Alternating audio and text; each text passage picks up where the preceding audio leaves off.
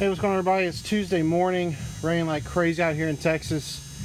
I'm busy organizing the shop, getting things going, but over the weekend we were going through some valve train stuff on some of these single overhead cams.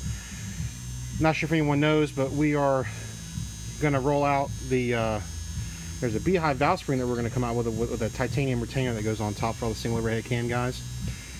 And this has a lot of benefits to it, but what I wanted to show you first before we got into the whole Beehive discussion is, for a while now, everyone has been running this spring. This is the Snyder 110 at seat. I think it's like 250, 260 open at max lift.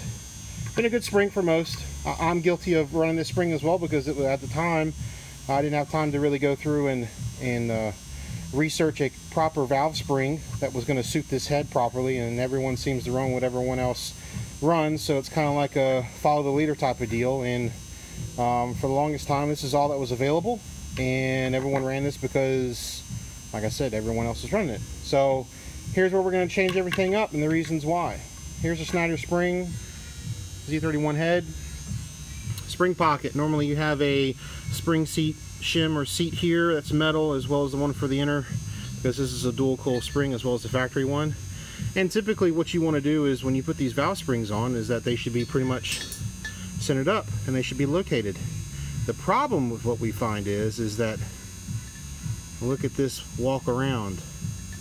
What this does is cause bad valve spring harmonics, and it puts the entire geometry system with the rocker and the valve and everything else at a severe disadvantage. You start side loading the valve guide with the valve being pushed down with the spring moved around. Not good. Not good. Look down there. You can have a couple thousandths, 5 thousandths, no big deal. You're playing hula hoop, man, with this thing. Not good. So we are doing away with these. We will no longer be running Snyder valve springs. We will have an upgraded progressive valve spring for a Beehive, and we will also offer a proper straight standard coil dual coil valve spring that's designed for this head. We will no longer be offering the Snyder springs any longer.